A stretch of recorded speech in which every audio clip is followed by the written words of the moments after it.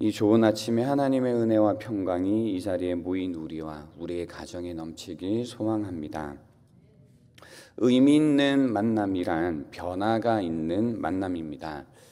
인생에는 전환점이 찾아옵니다. 실패와 부끄러움 속에 고개를 숙이던 어제가 있지만 하나님의 은혜로 새로운 길이 열리는 오늘도 있습니다. 예수님과의 의미 있는 만남이 그러한 전환의 출발점이 됩니다. 오늘 본문에 등장하는 사마리아 여인이 바로 예수님과의 만남을 통해 전환점을 경험한 인물입니다. 낮 12시, 해가 가장 뜨거운 시간, 아무도 없는 시간에 사람들의 눈을 피해 홀로 물을 기르러 나왔던 사마리아 여인은 예수님을 만난 후에 마을을 향해 달려가는 사람이 됩니다. 한 번의 만남, 또 예수님과의 대화가 그녀의 인생 전체를 변화시키고 있는 겁니다. 이 사마리아 여인의 변화를 통해 우리는 예수님을 만난 사람의 인생이 어떻게 변하고 또 그 만남이 어떻게 다른 이들의 구원으로 이어지는지를 보게 됩니다. 예수님을 진심으로 만난 사람은 결코 이전과 같을 수가 없습니다. 그 만남은 인생을 흔들고 마음을 깨우고 입술을 열게 만듭니다. 또한 그 만남은 단지 나 한 사람의 은혜로 끝나지 않습니다.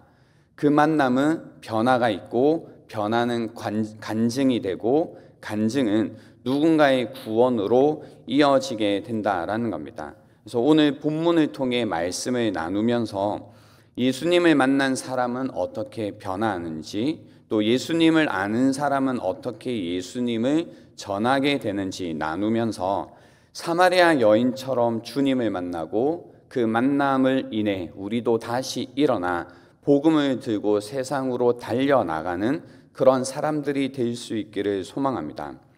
먼저 장면을 보시면 제자들이 먹을 것을 구하러 마을에 갔다가 돌아옵니다. 그때 예수님께서 사마리아 여인과 대화를 나누고 계신 모습을 보게 됩니다.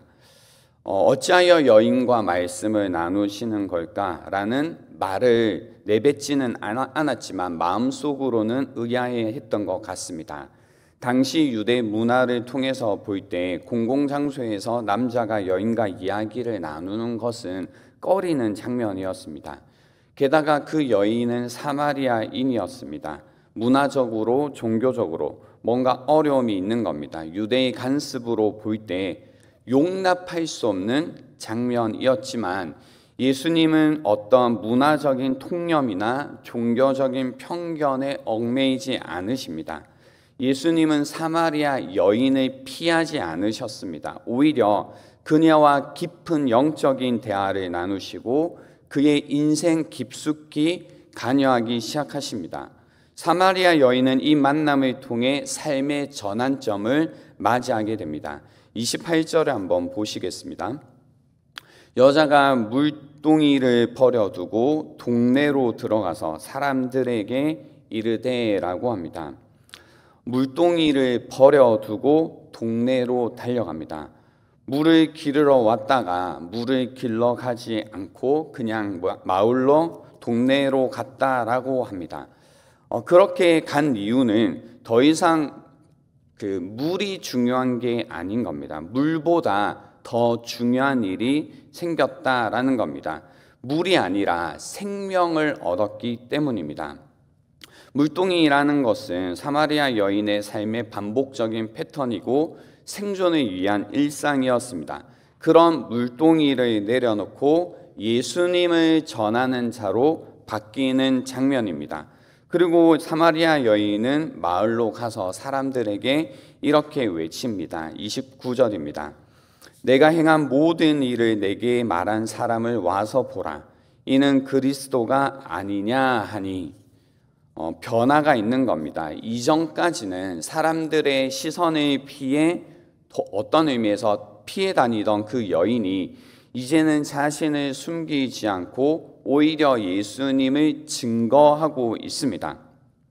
그리스도가 아니냐라는 이 말 속에는 어떤 의심이 동시에 담겨 있기는 합니다. 아직 확신에 찬 고백을 하고 있는 것은 아니지만 이러한 그녀의 고백은 너무나 강렬했습니다.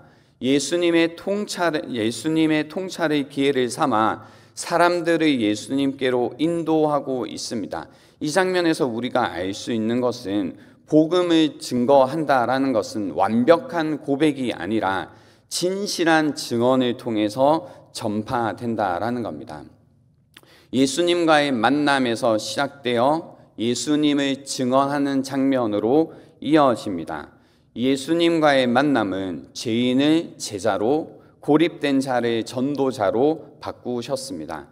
그녀는 더 이상 부끄러워 숨는 인생이 아니었습니다. 이제는 예수님을 말하는 사람들로 주님께로 이끄는 통로가 되었습니다.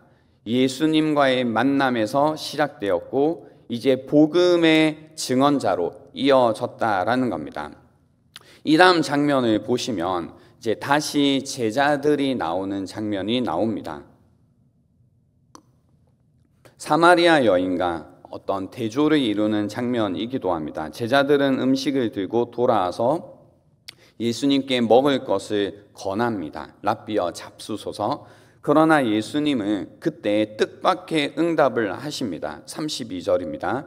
이르시되 내게는 너희가 알지 못하는 먹을 양식이 있느니라 라고 말씀하십니다. 내게는 너희가 알지 못하는 먹을 양식이 있다라는 거죠. 이 대답에 제자들은 서로 얼굴을 마주보며 당황합니다. 누가 예수님께 먹을 것을 드렸지? 그러나 예수님께서 말씀하신 양식은 무엇이냐면 34절에 이렇게 직접 설명해 주셨습니다. 예수께서 이르시되 나의 양식은 나를 보내신 이의 뜻을 행하며 그의 일을 온전히 이루는 이것이니라 라고 말씀하셨습니다. 사람은 육체적 음식으로만 사는 존재가 아닙니다. 하나님의 뜻을 행하고 하나님의 일을 하며 살아갈 때에 진정한 만족과 의미를 얻는다라는 삶의 어쩌면 깊은 원리를 우리에게 가르쳐 주시는 말씀입니다. 예수님은 양식보다 더 중요한 것, 바로 하나님의 뜻을 따르는 것을 우리에게 말씀해 주시고 계십니다. 진정한 만족이라는 것은 사람을 살리고 구원하고 복음을 전하는 일임을 우리에게 말씀해 주십니다. 그래서 예수님 자신은 하나님의 일을 완수하는 것을 양식이라고 부르고 계시는 겁니다. 그러나 제자들은 여전히 예수님의 이러한 뜻을 온전히 이해하지 못하고 있습니다. 그들의 관심은 여전히 먹는 것, 즉 육체적인 필요에 머물러 있습니다. 이 장면에서 우리는 한번 생각해 봐야 됩니다. 우리는 무엇을 우리의 양식 삼으며 살아가고 있는지 생각해 봐야 됩니다. 하나님의 뜻을 따르는 것, 하나님의 사명을 감당하고 사는 것이 우리 인생의 진정한 만족과 의미를 주는 줄 알고 그것을 나의 양식 삼아 살아가고 있는지 생각해 봐야 될 것입니다. 반면에 예수님은 지금 막 예수님께로 나아오고 있는 사마리아 여인과 그 마을 사람들을 바라보면서 하나님의 일을 이루는 기쁨을 말씀하고 계십니다. 그래서 35절에 제자들을 향해 이렇게 말씀하십니다. 너희는 넉 달이 지나야 추수할 때가 이르겠다 하지 아니하느냐? 그러나 나는 너희에게 이르노니 너희 눈을 들어 밭을 보라. 휘어져 추수하게 되었도다라고 말씀하십니다. 지금 바로 추수할 때다. 더 이상 기다릴 필요가 없다. 이미 밭은 휘어져 있다라고 합니다. 눈을 들어 밭을 보라고 말씀하시는 겁니다. 바로 예수님께로 다가오고 있는 사마리아인들을 가리키는 말씀이었습니다. 그들을 보며 예수님은 추수할 영혼으로 보고 계신 겁니다. 예수님의 시선은 그렇게 외면당하고 있는 사마리아 사람들을 하나님의 추수할 밭으로 보고 계신 겁니다. 그것을 제자들을 향해 눈을 들어 보라라고 말씀하고 계신 겁니다. 이어서 37절에 예수님은 이렇게 말씀하십니다. 그런즉 한 사람이 심고 다른 사람이 거둔다 하는 말이 옳도다라고 말씀하십니다. 이 장면에서 우리가 알 수 있는 게 있습니다. 지금 제자들이 누려야 되는, 또 누리게 되는 복음의 열매라는 것은 그 전에 왔던 선지자들이 이미 뿌려놓은 씨앗의 결과, 열매라는 겁니다. 심는 이의 수고 없이 거두는 기쁨에 참여하게 되었다라는 말씀을 우리에게 전하는 겁니다. 이 말씀을 통해 우리가 알 수 있는 게 있습니다. 우리도 역시 거두는 영혼, 또는 누군가는 뿌린 눈물의 씨앗 위에 피어난 열매일 수 있다라는 겁니다. 그리고 오늘 우리가 흘리는 눈물이 누군가에게는 내일 거둘 추수의 열매가 될 수 있다라는 겁니다. 그렇기 때문에 우리는 눈물로써 씨앗을 뿌려야 될 때는 씨앗을 뿌려야 되고, 또 기쁨으로 단을 거두어야 될 때는 열매를 거두어야 된다라는 겁니다. 중요한 것은 제자들이 그 역할을 해야 된다라는 겁니다. 38절을 한번 보십시오.